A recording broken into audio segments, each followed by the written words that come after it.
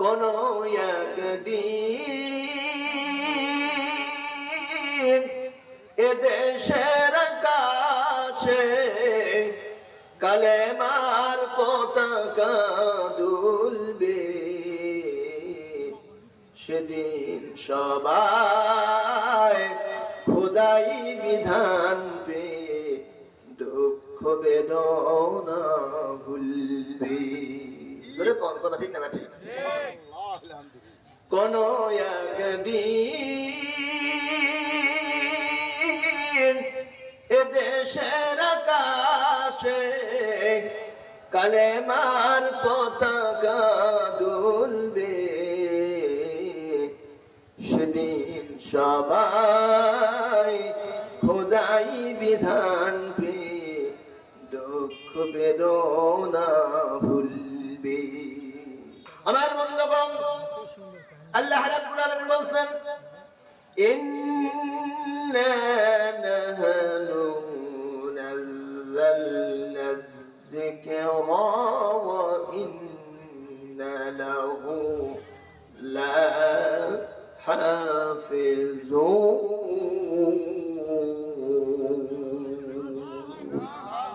আমার ভাইরা, আল্লাহ রাব্বুল আলামিন বলেন, ইন্না নিশ্চয়ই নাহনু নাযালনা যিকরা, এই কোরআনুল কারীম আমি রব্বুল আলামিন দুনিয়াতে নাযিল করেছি, অবতীর্ণ করেছি।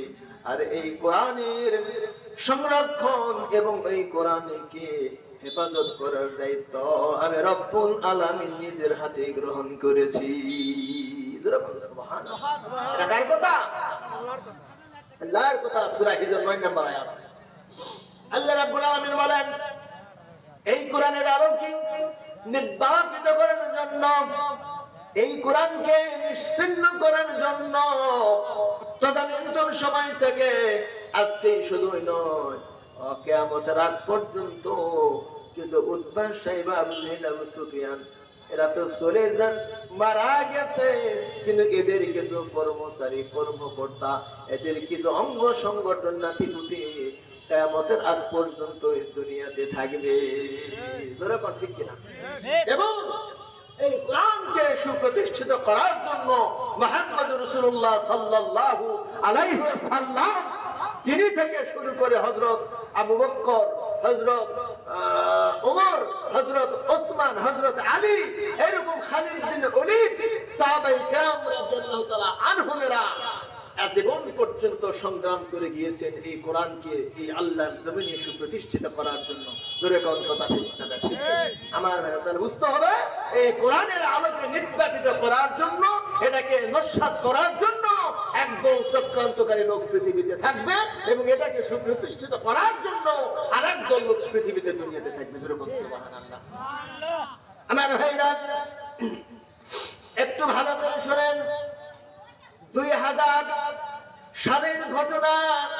21শে জানুয়ারি দৈনিক ইনকিলাব পত্রিকার মধ্যে আসছে, আমার ভাইরা, তুরস্কের সেনা অফিসারদের অবসর সংবর্ধনার অনুষ্ঠান হলো।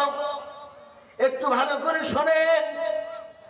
অনেক দেশের অফিসাররা যখন অবসর গ্রহণ করে, রিটায়ার করে, তাদের জন্য সংবর্ধনা অনুষ্ঠান হয় কি হয় না? এরকম 2000 সালে 21শে জানুয়ারিতে দৈনিক ইনকিলাব পত্রিকার মধ্যে আসছে, সেই তুরস্কের সেনা অফিসারদের অবসর সংবর্ধনা অনুষ্ঠান হলো। সেখানে একটা কনসার্টের গানের আয়োজন করা হলো। তুরস্ক, আমেরিকা, এইরকম বিভিন্ন দেশ থেকে বড় বড় সেনা অফিসারদেরকে সেই দাওয়াতে ইনভাইট করা হলো। তারা সেখানে সমবেত হলো। আর সেই অনুষ্ঠানে ড্যান্স করার জন্য, গান করার জন্য, নাচ করার জন্য বিভিন্ন নর্তকীদেরকে সেখানে উপস্থিত করা হলো। একটু ভালো করে শুনবেন ভাই, খুব ঐতিহাসিক ঘটনা। কোরআন যে আল্লাহ রাব্বুল আলামিন হেফাজত করেন, তার বাস্তব একটা ঘটনা এই ঘটনাটির মধ্যে তুলে ধরা হয়েছে। আমার ভাইরা, সেই কনসার্ট অনুষ্ঠান শুরু হলো একটা সমুদ্রের তীরের এলাকা জায়গাতে নির্ধারণ করা হলো। সেখানে সেই নর্তকী মেয়েদেরকে উপস্থিত করা হলো। আর ওই সেনা প্রধান বলতেছে, তোমরা এখানে ড্যান্স করো, নাচো। আর প্রত্যেকটা ওই নর্তকীদের হাতে হাতে একটা করে মদের বোতল তুলে দেওয়া হলো। এবং যত সেখানে গেস্ট ছিলেন, যাদেরকে ইনভাইট করা হয়েছিল, তাদের হাতে হাতে একটা করে মদের বোতল তুলে দেওয়া হলো। এবার বলা হলো, তোমরা খাও, ড্যান্স করো আর গান করো। আমাদের দেশেও অনেক মানুষ আছে না নাই?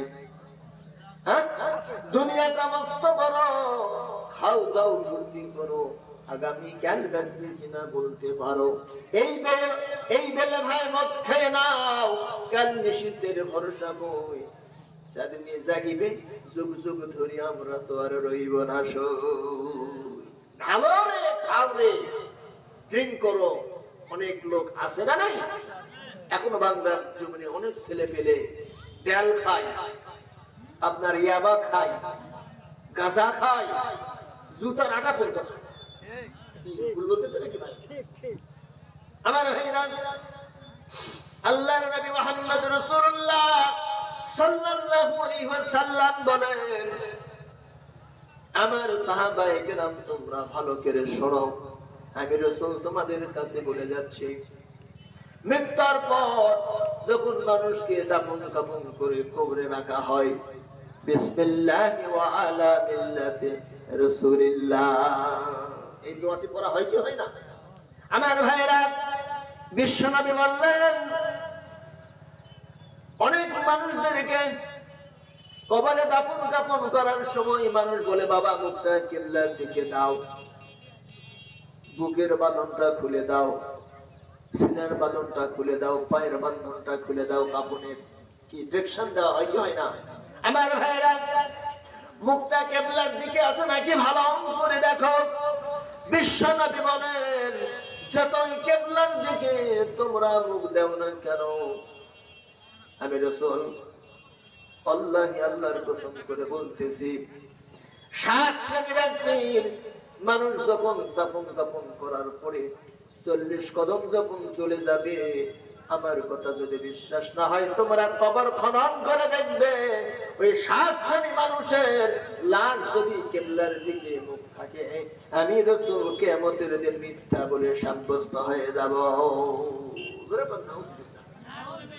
রাসূল এমন চ্যালেঞ্জ করে বলেছেন যে তোমরা এই 7 শ্রেণীর ব্যক্তির লাশ কবরে নামানোর পরে পশ্চিম মুখে কিবলার মুখে রেখে তোমরা দাফন কাফন করে 40 কদম যাওয়ার পরে আবার কবর খনন করে দেখবে 100% এই 7 শ্রেণীর ব্যক্তির লাশ কবর রাখার পরে পশ্চিম দিকে মুখ থাকবে না। আমার বুঝতে আসছে ভাই? এই 7 শ্রেণী কারা, এদের জানা দরকার আছে না নাই? আমার ভাইরা, আমি সব আলোচনাগুলো হয়তো করতে পারবো না, একটু ভালো করে শোনেন যুবক ভাইয়েরা। এর মধ্যে এক শ্রেণীর হলো যারা মদ খায়, গাঁজা খায়, ইয়াবা খায়, নেশা করে। এমন মানুষ আছে না নাই? রাতের মধ্যে নেশা করে, রাস্তার মাঝ দিয়ে হেঁটে আসতেছে, বাড়ির পার্শ্বে, দরজার পার্শ্বে, আপনার দুয়ার থেকে সামান্য 10 হাত দূরে তার গাছ আছে না নাই? অনেকের দাঁড়িয়ে দেখবেন যে আপনার দুয়ার থেকে 10-15 হাত দূরে অনেক ফলমূলের, কাঁঠালের গাছ, আমের গাছ, লিচুর গাছ মানুষ এখন লাগায় কি লাগায় না? গাছ আমাদের পরম বন্ধু। গাছ পরিবেশকে ভালো রাখে, গাছ আমাদেরকে অক্সিজেন দেয়, কার্বন ডাই অক্সাইড যেটা আমরা গ্যাস ত্যাগ করি, বিষাক্ত গ্যাস, সেটা গাছ গ্রহণ করে।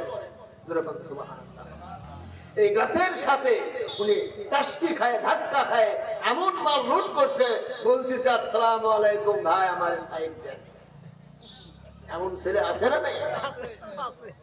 আমার ভাইরা, আল্লাহর নবী বলতেছে, রে দুনিয়ার মানুষ, তোমরা আমার কথা প্রমাণ করে দেখো, এই যে ব্যক্তিরা নিশাখোর দুনিয়ার মধ্যে আছে, আমি রাসূল চ্যালেঞ্জ দিয়ে গেলাম, এই যারা মদখোর, নিশাখোর, এদের লাশ কবরে দাফন করে 40 কদম যাওয়ার সঙ্গে সঙ্গে ওদের মুখের চেহারাটা পশ্চিম মুখ থেকে পরিবর্তন হয়ে যায়।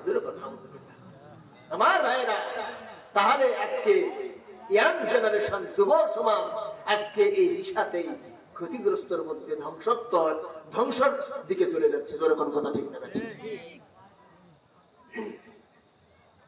আমার ভাইরা, আমি আলোচনা করতেছিলাম সেই তুরস্কের ঘটনা মনে আছে না নাই?